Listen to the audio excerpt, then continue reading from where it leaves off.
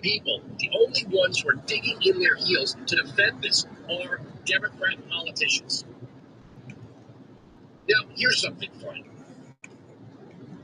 The Democrats flipped a couple of state house races in Florida. But the Democrats in the media, they are jumping up and down. Headline Politico, Mar-a-Lago flip. Dems win Trump's hometown Florida House district. Democrats sent a jolt Tuesday through reliably red Florida, flipping 2 legislative seats, including the district containing President Donald Trump's Mar-a-Lago home. Democrat Emily Gregory defeated the Trump-endorsed GOP State House candidate in a hotly contested race that had seen Democrats pour money and support into an effort to take hold of the Palm Beach County District. But Democrats also narrowly squeaked out a win in Tampa State Senate race that had been held by Lieutenant Governor Jay Collins until last August. Now, 2 things. These don't even put a slight dent in the Republican majority. And Emily Gregory won by a few hundred votes. This wasn't some landslide, and even if it was, who cares? Look at Trump's influence right now, both domestically and internationally. He is putting an end to the Iranian regime. He has forced NATO to contribute more to common defense. He is forcing other nations to get better trade deals that don't rip off American workers and American businesses. Heading back out to Green Springs, meeting Spectrum out there again. We're hoping to get this finally done. Sweden and Germany. Economically, look at the trends in Argentina, Chile, El Salvador, and Costa Rica. You want to talk about influence? It looks like Donald Trump won 3 elections and is remaking. Thanks for the follow on Rumble. Their Sacrolegia. In Palm Beach County. I want to hear about this magic victory of yours. Wait, I think what's his name? My dude is on. You know what this is? All the people that went running down to Florida from New York and New Jersey and weren't the Republicans. It was probably rich, guilt-ridden, white liberals who couldn't stand to stay in New York and New Jersey anymore, and now want to be good Democrats in Florida. There's always a turn. Right? Have you ever heard Chris Kyle back in the day talk about it? Even the SEALs, there's always a turn. So you've got 415,000 people moving out of New York, going to places like Florida. The state is solidly red, tiny little enclave. You get a few Democrats. Whatever. Who cares? Well, this is a bellwether. This is a bellwether. Yeah, Rumble would be good. It's not a bell anything. It's a state. We just got a new file. Those shorts are actually helping. State Senate seat, neither of which threaten the overwhelming majority that Republicans have and the power of Ron DeSantis. So have your little party. Yay, we won a state assembly. It's a moral victory because it's in Mar-a-Lago. You think Trump is sitting there going, oh, boo-hoo, boo-hoo. He probably doesn't even know this woman's name. Yeah, we're heading to Green Springs, so Cares. I'm hoping this finally gets finished. Why is it 695 Patriot 957-2874? Abigail Spanberger's administration's on the move. Now they want to extend government school for English as a second language students till they're 22 years old. Basically, what it sounds like they're doing is I'm not getting any notifications. free community college to people who don't speak English. Lovely. Hello, my beautiful friends. What an amazing day it is, confirming the tubes are connecting themselves. Hopefully, your week has been outstanding thus far, and it just gets better from here. We got some good news today. We'll talk about some Supreme Court stuff. We're actually waiting for decisions to drop literally right now. And we've got about 1,000 people online over on SCOTUS blog. And, of course, right now is the moment when the decisions should come out. Here's what they're talking about. We got a decision, and it's on Justice, it's by Gorsuch, Enrico versus United States. Don't know what that one's about. Let's take a look. SCOTUS blog tells us whether the fugitive tolling doctrine applies in the context of supervised release. Okay, so a criminal law case just dropped. Vote is 8-1. Judge Alito dissenting on that one. And that decision looks like it got dropped right here. It's a 19-pager and pretty unanimous, except Judge Alito. The rest of the I'm ahead of the curve. Alito with the dissent. These are things that I can't control. So then I got to be early morning on Friday. I got to be back out in Defiance. ADT is going to try again. They're actually going to swap out a bunch of our equipment and put some hardwire stuff in. We'll see. We'll see how it goes. And so let's see if we can just parse through this. Hell, the Sentencing Reform Act does not authorize a rule automatically extending a defendant's term of supervised release when the defendant absconds. Interesting. All right. So, yeah, we may have talked about this one a little bit. This one was Isabel Rico violated the terms of her supervised release. So she's sentenced, she's released, she gets out of custody, and then revokes the release and orders an additional prison term, which is all pretty normal. Then she violates her conditions again. A warrant is issued. You are okay. And during her abscondment, she commits a new state law drug crime and also gets a conviction. So then back in the federal district court, the judge treated Ms. Rico's drug offense as another grade A violation and gave her additional incarceration. She said you can't do that because it's a separate offense at the state court level. Ninth Circuit disagreed, describing the abscondment of having told the clock so that her term continued until federal authorities caught up with her in 2023 and said that could count as a violation. And of course, there's a circuit split here. And so, interesting. So they're talking about the difference between an extension and a tolling and really kind of the technicalities between the two. When you're on warrant, generally, it can be interpreted a couple of different ways. Like for statute of limitations, for example, let's say you get charged with a felony and you just flee, right? You flee the court proceeding and you don't come back. They issue a warrant for your arrest, bring you back to court from the judge. ADT. You're gone for 10 years, and then you come the back. security company. You say, well, statute of limitations is expired. ADP is payroll. Because the case is over. Now, the warrant will kind of pause the case, freeze the case, and then once you come back, it picks right back up where it was. Now, there is also I hope so too. Not a bad idea. And Anyway, times, on the when clock. you come back, what you get is, and sometimes you get pretty smoky plea deals. I've handled cases like that where somebody comes back like after 15 years, like, can you help me with this case? It's like 15 years old. I'm like, sure. We go back, and he's like, no evidence. You get smoky plea deals, cops are gone, prosecutor was original, the case is gone. New prosecutor doesn't care anymore. So it looks like that's the decision. All of them agree, Alito with the dissent. And let's see what Alito's dissent has to say very briefly and see what else dropped out. The Sentencing Reform Act does not authorize the rule the Court of Appeals adopted, and the government advances. The judgment of the Ninth Circuit is reversed.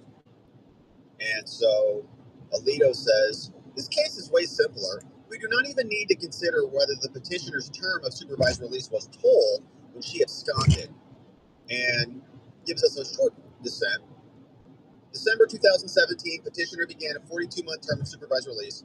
Then she was required not to use drugs. In 2018, she moved again without telling her probation officer, was a fugitive until 23, but during the intervening month, she committed 3 state-level offenses, and the sentencing judge sent her back to prison for another 16 months. So you also have another additional supervised release. The judge went through some of the sentencing guidelines. Yeah. We could all use a break sometimes. Consideration of the drug offense was lawful. I appreciate you. And based on this, he says it clearly is. But also got to make money. So although the act, she said she challenges the sentence based on the interpretation of the sentencing guidelines, and the sentencing guidelines say you can't do that. So he is bemused and all, and so he would affirm the lower level decision and say that the lower level judge who kind of extended her sentencing and extended her supervised release would be valid. That's an interesting one from the court. Now, got another one that looks like it dropped. Here's what Amy Howe says. It's about the fugitive tolling doctrine, about whether a criminal defendant's term of supervised release was tolled. Yeah, I mean, AKA paused when she absconded. I will agree with you there, sir. The Sentencing Reform Act does not authorize a rule that automatically extends their supervised release, so that is reversed. Interesting. So, actually, a benefit for the criminal defendant, which we don't get a lot of from the Supreme Court or from the conservative wing of the court. Even some of the most conservative judges, like Judge Scalia, they come back like, well, if you even like blink wrong at a cop, like you go to prison for life.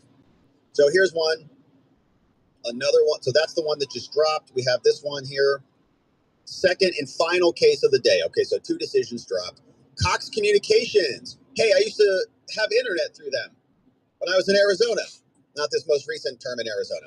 But it is also by Justice Thomas, and it's unanimous, at least as to the results. Sotomayor has an opinion concurring. And let's see. The court reverses the decision of the Fourth Circuit. Cox Communications is, I think, a nationwide internet provider. They said because Cox had provided internet service to known copyright infringers, they said Cox was itself a willful infringer. Now, Thomas wrote, no, they're not. A company is not liable for copyright infringement merely for providing a service to the general public with knowledge that it will be used by some people to infringe. Yeah, I remember back during the Napster days. Remember Napster? Everybody's downloading the MP3s. Napster, Kazaa. You download the MP3s and you get this little letter from Cox. Hey, we caught you. Or if you use BitTorrent. Remember those days? I never got those letters. Never. Sotomayor opinion agrees that Cox cannot be liable, but for a different reason. She says that the plaintiff cannot provide that Cox had the requisite intent to aid copyright infringement. And so your internet service provider, I think this is, pretty obvious and standard one, is not going liable for copyright infringement.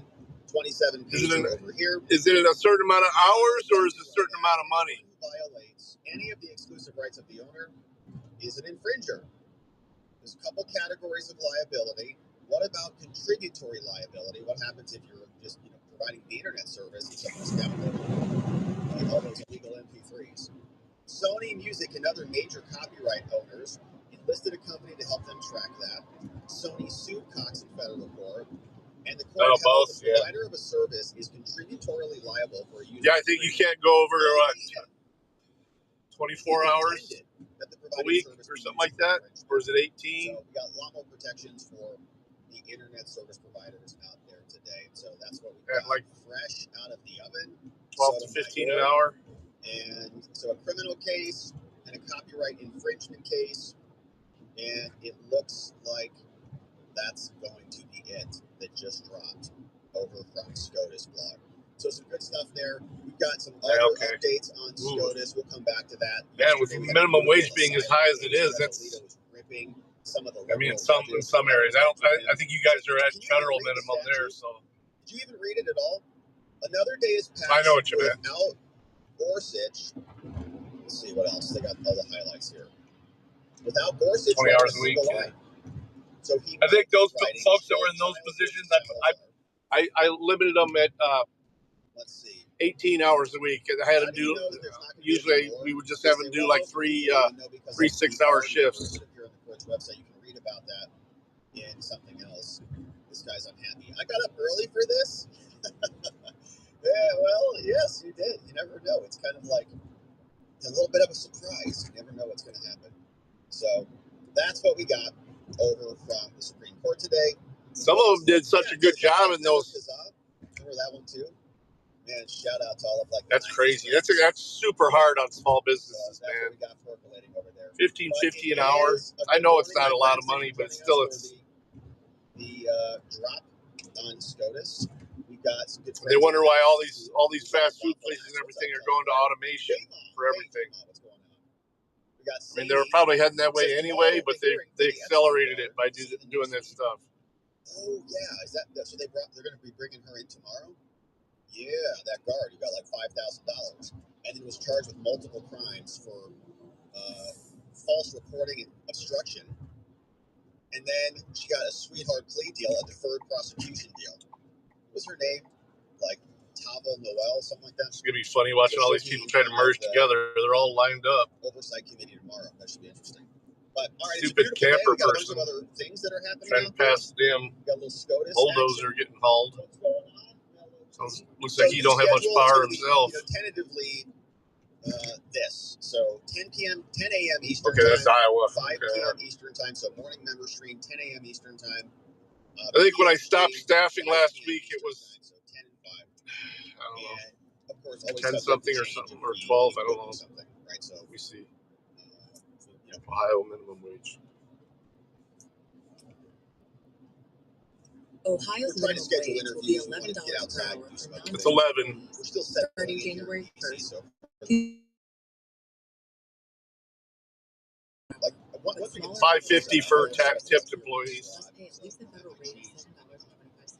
You have somebody coming in for an interview or whatever. Good stuff. Yeah. So, anyways, that's SCOTUS. We'll come back to SCOTUS because we got a whole segment queued up on that and more. But first, let's take a look at the presidential schedule. What's happening today? It is Wednesday, March 25th. First Lady still participating in the Fostering the Future Together Global Coalition Summit. And I think that might be the same event that she was working on yesterday. We saw a little bit of that. Trump gets the intelligence briefing about 1 p.m. Ooh, we got a press briefing from Caroline Leavitt coming out 1 p.m. Well, it sounds good when they're coming out with those higher minimum wage laws, but then you just meetings. And then instead of remarks at the making a little bit less, people become unemployed. Coalition, the annual fundraising dinner. Small businesses can't afford it. Kicking off today over in Texas. I saw the headlines on that. So there was a question about whether the president would be there at CPAC, which of course is the Conservative Political Action Committee, huge event, like 3-day event. It's going Wednesday, I think it's 4 days. Yeah, I think it's going up until the 28th. So today, all the way through Saturday. And the way the polls are looking, there's a good chance election season. Now, speaking of elections, Ramdani, I hate to break this news, might lose to a Democrat here in Ohio. Last night in Palm Beach. She's a fucking nutbag too, man. She's the one that was one of the main consultants from our Rhino governor about the COVID masking and stuff. She was in his ear constantly at every one of his little daily Mar-a-Lago wine meetings. My understanding is that this was a district that was pretty dang red the last time. Like, in other words, Trump carried it by like plus 12. So the guy who was running, so the Democrat won, Emily Gregory, first-time candidate. She won a special election. He was previously held by a Republican. And Democrats are flipping a lot of things. You are correct, sir. Are saying it's not that big of a deal. We had such a massive victory this last election that you're going to have a natural regression. Things will naturally just kind of go back to the mean. Democrats see the results as a bruising. They're all talking about it. Another presidential candidate has not won Florida. It doesn't mean Florida's flipping. It just means the other winning the seats. John Naples was the guy who lost. He was a conservative outsider, America First patriot, and Trump promoted his candidacy a few days ago. Oh, shoot. What we got here? In West Tampa, Mr. Nathan was trying to overcome a financial disadvantage, and other races were happening. Wow. So it's not going to change the balance of power in Florida. Republicans hold a supermajority, but people are nervous about it because it's like, is this a trend? Hopefully it is not. So that happened last night. Trump will be out there with the NRCC, the National Republican Congressional Committee, raising some funds. CPAC is kicking off. Oh, Jesus. Election stuff that is this guy really that stupid? Out there. Now, elsewhere, fucking trucks. We just had the Republicans kick off their news conference. Let's see who is speaking right now, if there's anything good coming out of this. Obviously says easy pass only. Thank you, President Trump. Yeah, thank you, Mr. President. For doing what the Democrats the fuck refuse to do. And thank you for all says do not stop.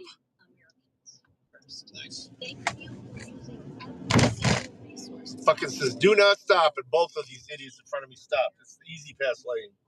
And to the Democrats, it's really simple. On the Homeland Security. Yeah, you jerks. And represent the people that elected you. Supposedly they should be Americans, but represent the American people. Fund our law enforcement and get on board with deporting violent, illegal criminals that threaten the safety of every single American. And the nonviolent ones, too. This is common sense. Thank you. Jake, you're going to want to put it up now. Lisa, why is this podium so short? Just put it up. Folks, we are here today because of a terrible tragedy last week. Last Thursday morning, 18-year-old Sheridan Gorman was walking in a park with her friends when she was tragically shot and killed by a man who was in this country illegally. And here are the facts. He had been arrested and released twice. Most recently for the crime of shoplifting. He was released despite the request of the U.S. government that he be detained and deported. And he was released as a result of sanctuary city policies and, unfortunately, sanctuary state policies like those in my home state of California. Now, regardless of what party we belong to, we should all be able to agree that this situation was completely unacceptable. I think most of us have children, grandchildren, friends that were about that age. I do myself, and I can't imagine the heartache that Sheridan's parents are going through this morning. This incident was 100% preventable. It should not have occurred. Shouldn't have ever even been here. People expect us to put a stop to the policies that allowed this situation to occur because those policies still persist today. It's not a partisan issue. It shouldn't be a partisan issue. This should never happen again. Thank you. Right.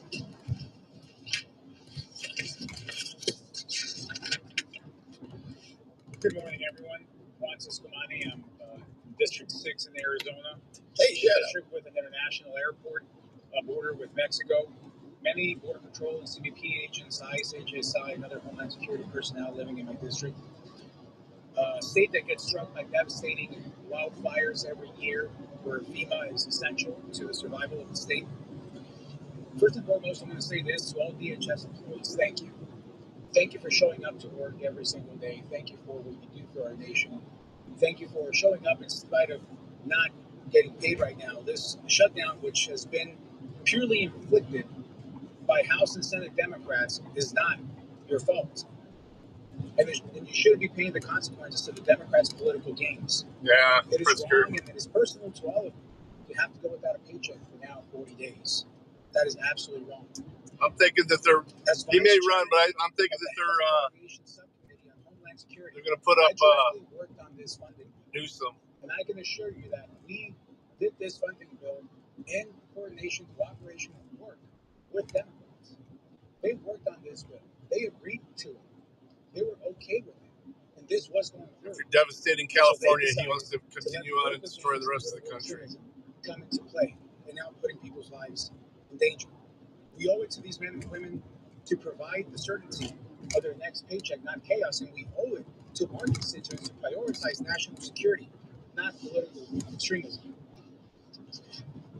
Now, we're taking action this week with my bill, Pay Our Homeland Defenders Act, which will be considered by the House tomorrow. We expect Democrats to once again vote to defund law enforcement again for national security interests. This legislation is straightforward, though. It ensures that TSA agents and all DHS personnel, all of them, are paid for their critical work they do, even as broader negotiations continue on this. Now remember, the bill that we're going to vote for tomorrow is the same one that they negotiated when we were okay out of conference room. And I want to do a special urge and a specific urge to Senate Democrats to end this shutdown immediately, including both of Arizona senators, Senator Mark Kelly and Senator Ruben Gallego. You are Gallego. I emphasize on again. Gallego. While withholding pay from thousands of federal employees and putting our national security at risk once again. That is shameful. End this shutdown now. The week is this week to end it and go back to securing the national interest. Thank you. All right, who's next?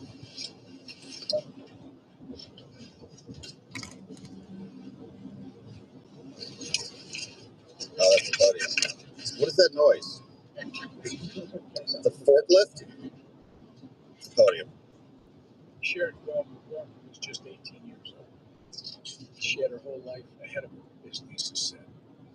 A freshman in college. college, looking for the northern lights with her friends, only to be shot in the head by an illegal alien who was caught and released by the Biden administration, and who had also been arrested in Chicago and released because of Democrat sanctuary policies, because of another incompetent governor and incompetent leader. Sheridan was not at the wrong place at the wrong time. She was exactly where she should have been, making memories with her friends in her first year of college. The only person in the wrong place was her killer, who should have never been allowed into America to begin with, let alone allowed to remain in the country after committing crimes. If Democrats had their way, this would be the story of every city in America. The illegal alien who it's not bad. It's supposed to be like 64 high today. Democrats are fighting to protect with their needless shutdown of the Department of Homeland Security. Their absurd list of demands paints a clear picture. Open borders, limited deportations, and violent illegal aliens roaming free. Democrats want to return America to the days of the Biden border crisis. But that's not going to happen. We're not going to go back. This week, the House is going to vote once again to fund all of DHS. We will vote to end this shutdown, pay the frontline heroes of Border Patrol, TSA, and the Coast Guard, and put the security of our nation first. But Democrats will continue to obstruct. Why? Because they rather protect violent illegal aliens over the American people. All illegals. With that, I turn it over to our leader, Steve Schools. All right, Steve. We'll hang for a minute and we'll bounce. And it's a sad moment that we're up here still talking about the fact that the Democrats continue to shut down the Department of Homeland Security. We've given them multiple opportunities to do the right thing. When you see lines at every airport, people waiting hours and hours. At my airport, home airport, New Orleans, Louis Armstrong International, you've got people sleeping overnight the night before flights so that they can have a chance of making their flight. And for what? Because Democrats want to have yet another tantrum and create chaos in this country because they're angry with the results of the 2024 election. It's time for Democrats to grow up and act like adults. Tomorrow will mark the 8th time that we will have a vote in Congress to fund the Department of Homeland Security. 8 times Democrats will have an opportunity to do the right thing. And you can go look at the votes. Watch the vote tomorrow. Watch the rhetoric from Democrats. Democrats will say, oh, we want to fund TSA. Except they all keep voting against the funding for TSA.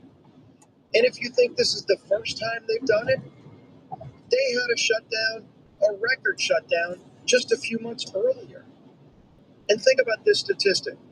For those workers, TSA workers that many of them living paycheck to paycheck, they have gone 49% of this fiscal year without a paycheck. A TSA worker here in America has spent the last fiscal year, 49% of that time, they've gone without pay. It's disgraceful. It is Democrats ridiculous. keep doing. Two hard-working families. These are people that have to put food on the table. These are people that have a mortgage. Nice. That have to pay rent. That have to pay a car note. Maybe That'd they be have to awesome. in school. And Democrats really don't They'll care. get you like one of those T-Mobile hotspots. Workers at the Department of Homeland Security, whether it be at TSA. My buddy Bill's using one now. I'm trying to talk him into getting Starlink. But now, they've done this over and over again. For what? Because they want open borders. They want to defund the police. They've done it over and over again. They made it crystal clear. And you would think we've got the safest times in American history. We've had 4 terrorist attacks on our home soil just in the last month. New York, Michigan, Virginia, and Texas have had terrorist attacks. Property of Allah. While Democrats are voting to shut down the Department of Homeland Security. And of course, I don't know when it's going to become available, but I watched this thing about radical Islam or Islamists. Not good Muslims, but Islamists. The Democrat leader, the other day at Bill's house, man, it was after he committed more pretty incredible, actually. Because he doesn't want it deported. This is how far the Democrat Party has gone off the rails. They are a party that has lost their way. Thank you, Steve. Millions of people are suffering. It's not just the 100,000 workers at the Department of Homeland Security that are working without pay. No, it's still, it's still Americans who are having flights canceled. About 500 to get it. It's still about 100 a month. In a line that's going to be over. And plus, you have to have a. By the time they finally get through, I guess you could put it right out your window or something, but. And it disrupts their whole week. Democrats don't. Yeah, very eye-opening. You're seeing it play out, and we're going to have an opportunity tomorrow for them to do the right thing. They will. I hope they do the right thing. It's kind of. It's time Democrats end the madness. Goes into the fact that the terror, the terrorism scare and all that stuff is kind of a distraction from what they're really doing. They're doing to the United States what they did to Iran in the 1970s. That's the point. To do the right thing and fund this department. If you in America are waiting in the regular Muslims hate it because they know that's not, what the teachings are. Yes column and a no column. Who voted yes to fund this department and open TSA up and fund these people that have to go to work and put food on the table for their families? And who's going to vote no to deny that ability and make people keep missing flights? Watch that vote tomorrow. Now, our Speaker of the House. All right, it's Mike now. Thank you, Mr.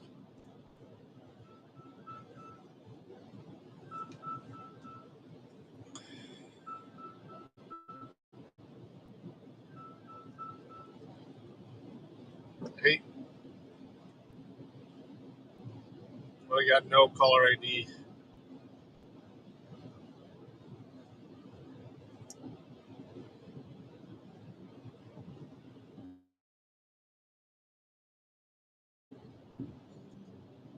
Morning, everybody. It is a sad morning. We talked a lot about how the upcoming midterm election is really, it's not a contract with America election that's coming up. It's a contrast for America. That's a good way to summarize it. And it's a contrast between common sense and crazy. That's the true. Democrats, this is not your grandfather's Democrat Party.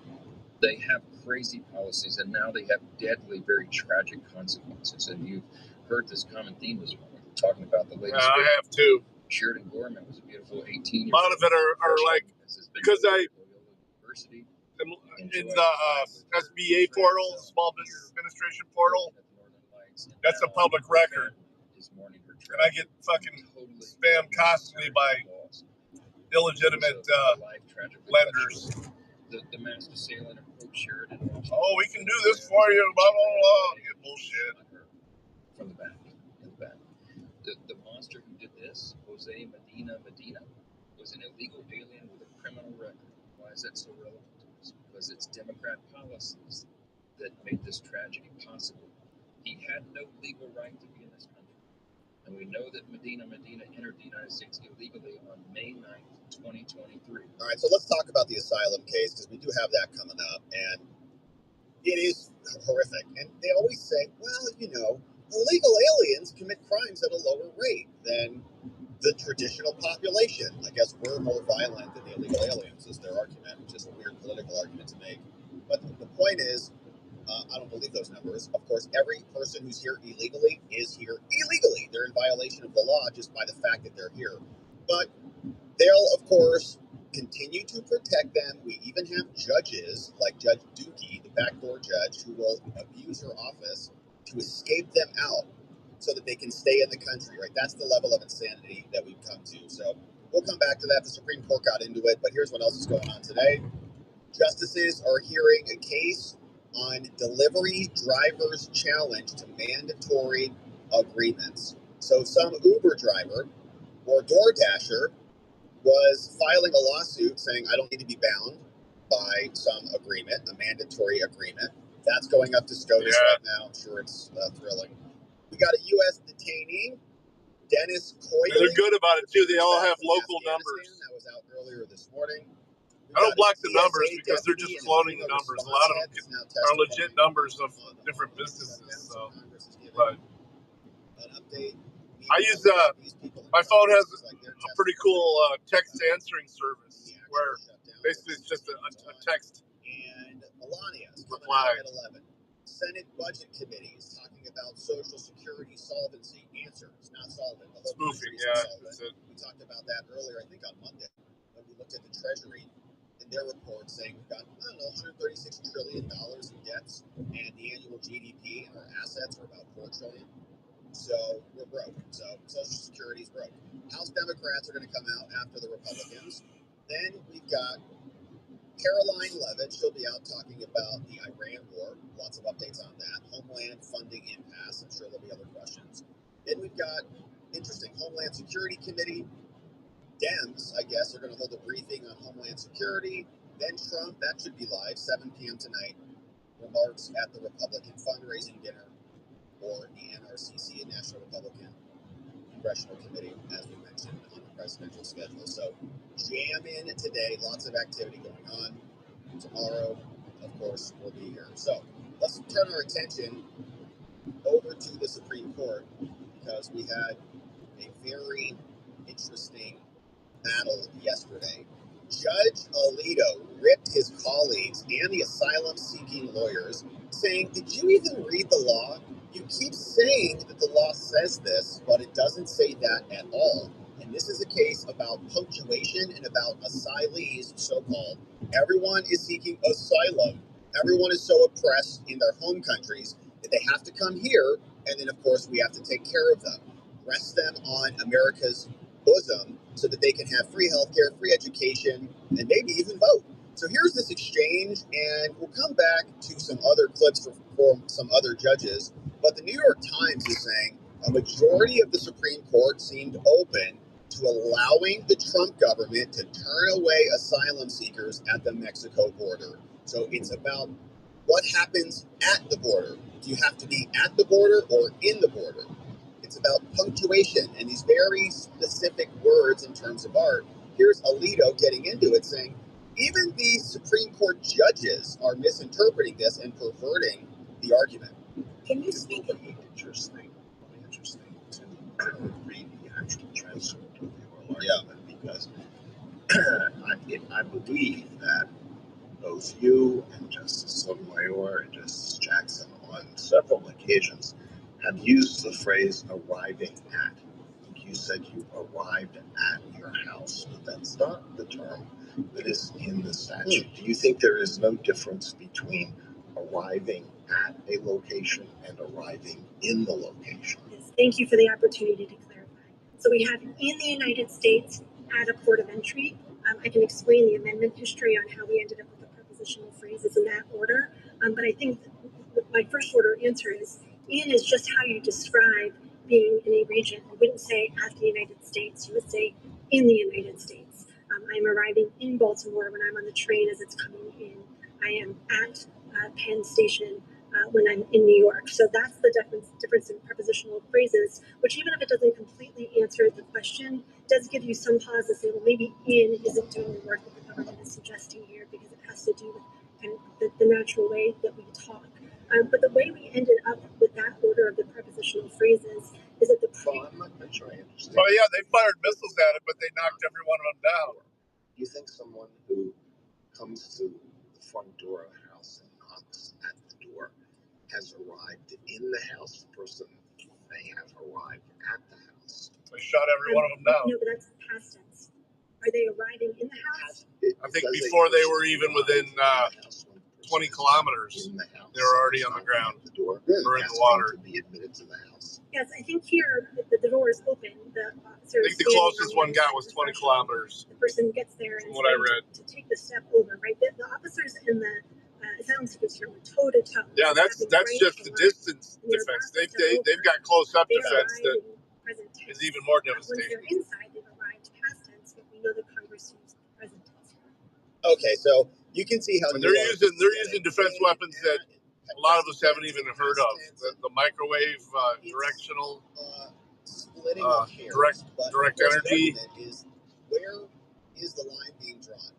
And when all of these asylum seekers who are going to be prospective, I would say, pseudo-illegal aliens who are exploiting our laws, when they come to the border, are they at the border or are they in the United States? What exactly are they if they're like standing on the line? What if their foot's on the line? Are they in the United States?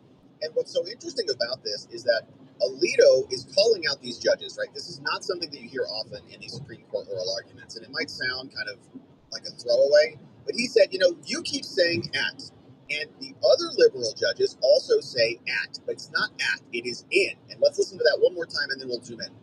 Can you speak of the interesting to read the actual transcript of the oral argument, because I believe that both you and Justice Sotomayor and Justice Jackson on several occasions have used the phrase arriving at. You said you arrived at your house. Not the law. That's not the term that is in the statute. So Ketanji and Sotomayor called out bigly, and the New York Times gives us some background on this. There's now a policy of turning back many asylum seekers at the border. That was rescinded back in 2021. That was under Joe Biden when the invasion continued.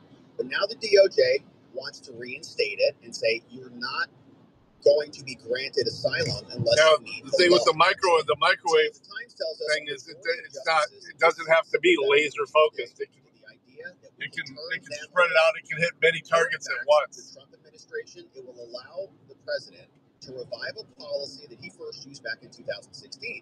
And stop asylum seakers from. Someone released a scenario of this about the use of these weapons at least a week before Now the federal law would entitle them to Epic Fury started. And then receive protection from persecution. Very They interesting. make this argument many times. It's like on Black Friday. As long as you get the TV out the door, whether you pay for it or not, it's yours. You're gone. Right? It's mayhem. So it's the same thing. As long as you get your foot in, then you just turn around and you say, "Oh no, I'm an asylum. I'm seeking asylum. They're going to kill me in my home country." Under federal law, any non-citizen, quote, who is physically present. That's it. It kills the navigation and everything. Or, quote, pretty much in the United States, right? That's the law. Not at the United States. It either causes it to explode instantly or just drops out of the air. And you're not in the United States. They can apply for asylum. So migrants who announce their intention to do so are then referred to an interview to determine whether they have credible fear of persecution. And just like we saw in the Kilmar wife-beater Abrego Garcia case, he is saying that his mama's pupusa business was under attack in El Salvador. And then the family went over to Guatemala, and then, of course, apparently they're still under attack over there, and he can't go to Guatemala. So he can only come here and then get handed all the benefits of being an illegal alien, which is really extra due process, extra care, free lawyers, the red carpet, all sorts of funding, all sorts of money, all sorts of support, because he's better than American citizens, according to their party. At issue in this case is whether non-citizens must fully cross the border to gain the right to apply for asylum, or whether they must be allowed to apply if they merely appear at the border and are not in the United States, as the federal law says. Now, the Supreme Court's conservative majority has generally been receptive to these assertions. In a series of other orders, Trump implemented the policies. But last month, of course, we had the tariff case. Now, a key question for the judges in the asylum matter, which will probably be decided in late June or early July, is what exactly it means to arrive in the country. The justices spent more than an hour on the case, much of it spent struggling to parse the difference between arrives in and arriving at. Roberts and Coney Barrett, who are often in the majority, said that arrives in the United States means a person is fully across the border. Okay, so those two who are kind of usually in the center say you got to be in. Being on the other side of the border and just kind of getting up in close proximity to the line, not good enough. Amy said arriving sounds more in the process of, right? Arrives in sounds more like you've reached your destination. She said, if it's not crossing the physical border, what is the magic thing? What gives you the right? She explored at what point the court should decide that a person has arrived in the United States. Now, even Obama started turning them back Then Trump came in and continued that, expanded the policy. Then Biden reversed it and said, no, let's let everyone in so we can decimate the native population in the United States and have foreign invaders come in and take over. Lower courts have repeatedly invalidated the policy after immigrant rights advocates and said, what rights do they have in our country to come here? Several asylum seekers from Honduras, Nicaragua, and Mexico, they all sued, and they found all these lawyers. My windshield's filthy. I need to get a good car wash. Now, Justice Gorsuch, another member, asked about the rights of an asylum seeker at the back of a line. Okay, what if you have a big line? What if there's 10,000 Haitians and they're all in a line, and one Haitian crosses the border? Well, what about these other people? Are they extended rights? I mean, they're at the border. They're not in the United States, but they're in line. So shouldn't they get to come in and go on the ride? He was illustrating concerns about the limits of this. Like, how far does this go? The lawyer emphasized that for nearly a century, such questions about turning people away were irrelevant. Well, of course, because we weren't invaded for a whole century. We had better politicians who didn't enable this. We had other comments from Kavanaugh that we'll listen to, and Clarence Thomas. Justices of the libs. So that whole thing hasn't even been really looked into either. And both of them got called out by Alito. They both had the toughest questions. That amendment was, I think, was the 14th Amendment was made for that turning the asylum seekers, ex-slaves into citizens. It wasn't made and said we have to protect people from persecution for anybody who just arrives or born here to become citizens. Just because you're here on vacation and you have a kid, or and the Nazis, of course. here temporarily, and you have a kid, does not make that kid a citizen. Hitler down in Central America. No other country does that. If you're a refugee who's arriving at the port of entry, if you're knocking on a door and I'm staring you in the face, you have an obligation to at least listen to my application. And again, almost every other country requires paper ballots too. To your door and one-day elections. I'd like to sell you some wallpaper. You have to listen to them because at least they showed up, and you're a bad person if you don't. Jackson said the same thing. Said this is not even a live. Right. Well, the natives were here. Yeah, they made the natives citizens, but they were here already. So yeah, things are fine. It was specific to that, though. You're right. This is the Haitian argument. We had an overwhelming flow of them, and they brought them in. Right, because they were denied citizenship. And then guess what? They're all refugees. They're all asylees. They all get all the benefits of being an illegal alien in the country, which, of course, is much more benefits than any American citizen gets. So here is what Brett Kavanaugh had to say. He said, punctuation matters. And the punctuation is also in the Constitution, and that matters. We pay very close attention to it. He's got a fucking green light, and he's stopping. Phrases and conjunctive expressions. It's critical to the analysis of the text. Here's what Kavanaugh said during the oral arguments. Republic. I just got rid of this waste management company. Is it lawful to impose the metering policy? Exactly. To do that? But they sell us the electronic machines, Venezuela. So metering, the idea that you have a bunch of people, so you have to they can cheat. Meter them in. You have to allow some to come in and some can't come in. And if you have too many, then you can't even process any of them, right? We're kind of putting blocks and limits on the processing.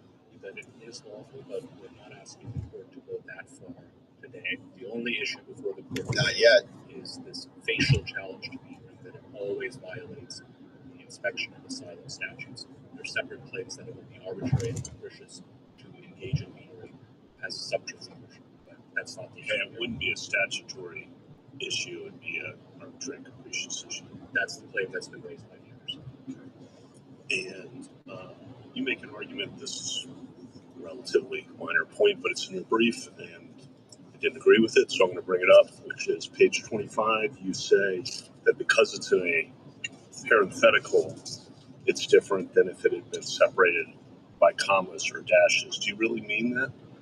Yes, I mean, I know we have a case in a particular context that once said that, but I don't know that that's a general rule that parentheses are different than dashes in interpreting statutes. I recognize that it's dissented in the case we're relying on. Yes. But do you think that's a general proposition that parentheses are different than dashes or commas in interpreting statutes? Not that they're different in that sense, but that they convey an aside, and that material in parentheses, or for that matter, even in dashes, don't override unambiguous language outside the Motor carrier. actions. Or commas. I think commas I dramatically. just don't want this. I mean, I was surprised to see this, and the Constitution has things in parentheses, and I'm just trying to make sure that this doesn't expand. The court does not need to rely on that argument. Thank you. Thank you. So you can still find in my favor. So the guy's brief sounds like he was saying, well, some of the statute has a parentheses, and so anything in the parentheses are not actual valid law, and we can just ignore those things. He says, that's interesting because they're in the Constitution too. Is that your general rule? No, they're not. You don't have to rely on that. Thank you. I won. You lose. Sit down and get out of here. So Kavanaugh continues. He says, why would Congress give extra privileges to people who entered the country illegally? Great question, Judge. Justice Kagan, I don't think you had much of a chance to answer the part of Justice Sotomayor's question, which I am interested in, about the treaty obligations. And let's fast forward, see if we can find Kavanaugh. States, therefore, because there's a United States can legally, and I think Justice Jackson's question got at the fact that your interpretation privileges someone who illegally enters over someone who legally comes close to the border. And why would Congress privilege someone who illegally enters the United States? Can you answer that directly? I think it's a bit unfair to say that we're privileging people who illegally enter, because people who legally enter are being treated better than people who illegally enter. I got that distinction. Yeah, that's true. The distinction is between the illegal entrant and the person who lawfully gets very close and wants to follow the rules. That person is disadvantaged as compared on asylum, as compared to the person who illegally enters. And the question, as I understood it, is why would Congress do that? So what's the answer? Two answers to that. First is we would deny that the person is being privileged, because metering is not saying to the person, the polite asylum seeker, Justice Jackson's words, you can never enter the United States and your only option is to enter illegally. It's saying our port is at capacity today, try again some other day, and that time when that person comes in, that person could come in legally. The second answer is that Congress could reasonably determine that the United States has greater responsibilities to aliens in the United States than to aliens in Mexico. That's how sovereignty is divided among nations in the world, and whether you got here legally or illegally, Congress could say we have greater responsibilities once you're within our borders. More generally, or separately, I guess, what is the problem? What was the problem that was trying to be solved here when this policy was put in place? The policy was put in place in 2016 when ports, which might have a capacity of something like 50 or 100 people, holding capacity of 50 to 100 people, were facing lines of aliens far larger than that. Yeah, tens of thousands. Those individuals were demanding entry at that day. particular time, and ports were overwhelmed. Sometimes they didn't have enough food to feed the people arriving in the United States. Sometimes they didn't have beds in which they could sleep. They didn't have places where they could hold them. Great, so go it's home. Necessary for the ports to say, sorry, we're at capacity, try again some other time. And I think respondents' position is that that is categorically illegal in any circumstances, because it always violates the asylum statute and the inspection statute to say we're full right now. Yeah, we are full, and it is insane that if you do break in illegally, you can have even more privileges. Like, what kind of policy is that? You should only be able to apply for asylum from your home country, go to a United States embassy, and explain what your actual persecution is.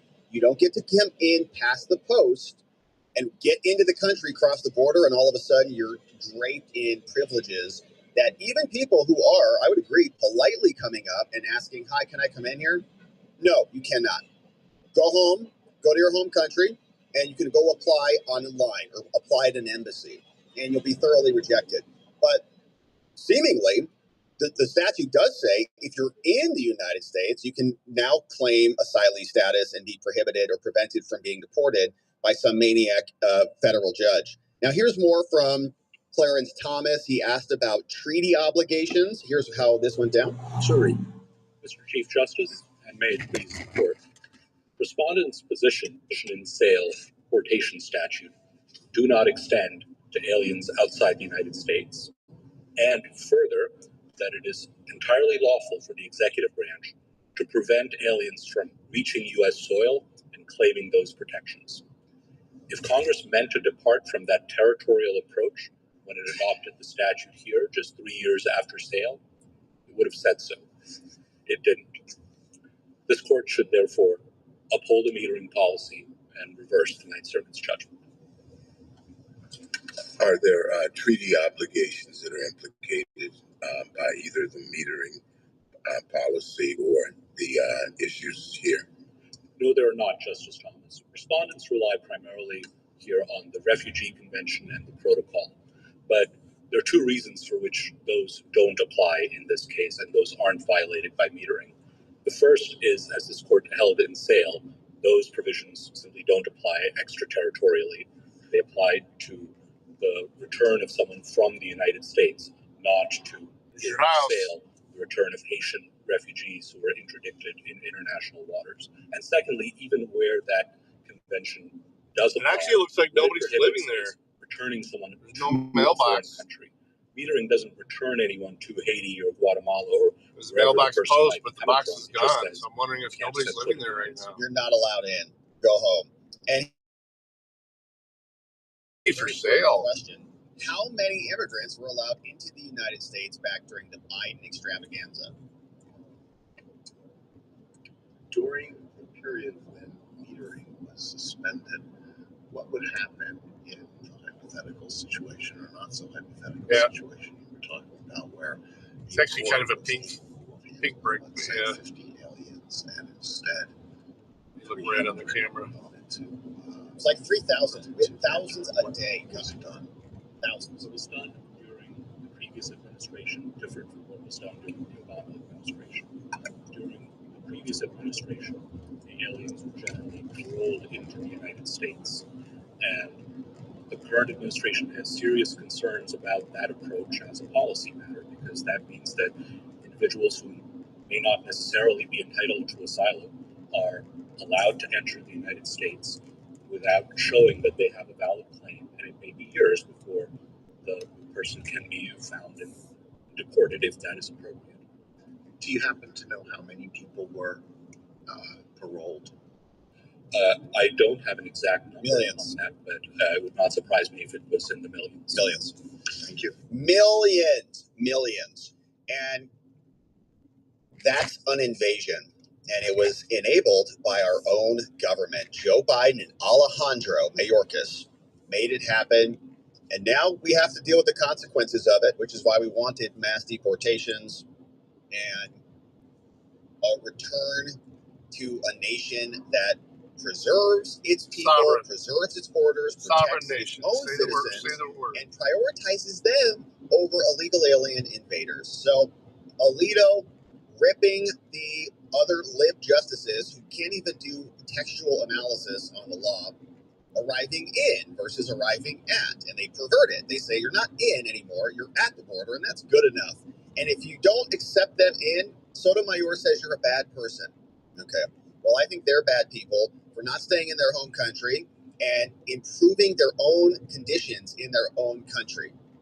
If they're there, then they can act as a pressure on their oppressive government and rise up and seize the power and reform their nation, rather than White House is streaming right now too, and forcing all of us ready to pay for their health care, pay for their education, give them free cell phones, and then enable them to send tens of billions of dollars out of our country back to their home country, wave their foreign flags around, protesting in the streets, demanding that they're oppressed by Americans. It's an insane system.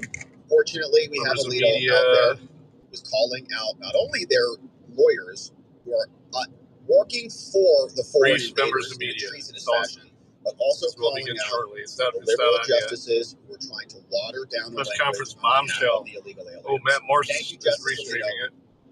And we hope the Supreme Court. I like that guy. Check him out on Rumble. Matt Morse TV. I think I recommended him before, but it's been a while. He had great coverage of the initial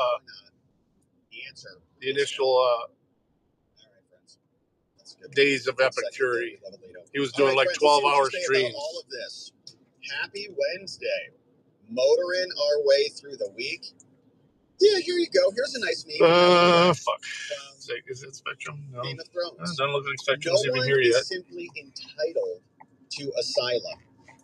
No one is simply entitled to asylum. Okay, it's an insane conversation.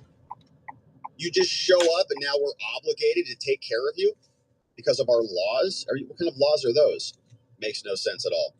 Hey, what's going on? Rick D, I saw this. I found the docket last night, finally. Took a while for me to get it. Yeah, the appeals court in California just denied Bonta's emergency petition to Chad Bianco's ballot investigation. We're going to come back on that, Rick D, ahead of the class as always. But yeah, I found the docket, and basically the summary on this was that they filed it in the wrong court. The argument is from the Court of Appeals that Rob Bonta should have gone and filed this claim with the Riverside Superior Court. Instead, he tried to bypass them and wanted to take this all the way up to the Court of Appeals to do an end run around the lower level judge. So we'll see if we can get. Yeah, last night was crazy here. They're doing some improvements to the sprinkler system, and they charged it up, and one of the pipes burst in the roof. Some good developments over there. Or in the ceiling in one of the areas, so they're dealing with that now. But Rob Bonta, what a dummy. Do you even know how to? Well, thank you. I'll probably go live on the way back, depending on how late it is. Nice to see you. But either way, have a great day. Hey, Hope to see you later. Thanks for hanging out, buddy. I love you. Man on the wall. Watchman on the wall. Good to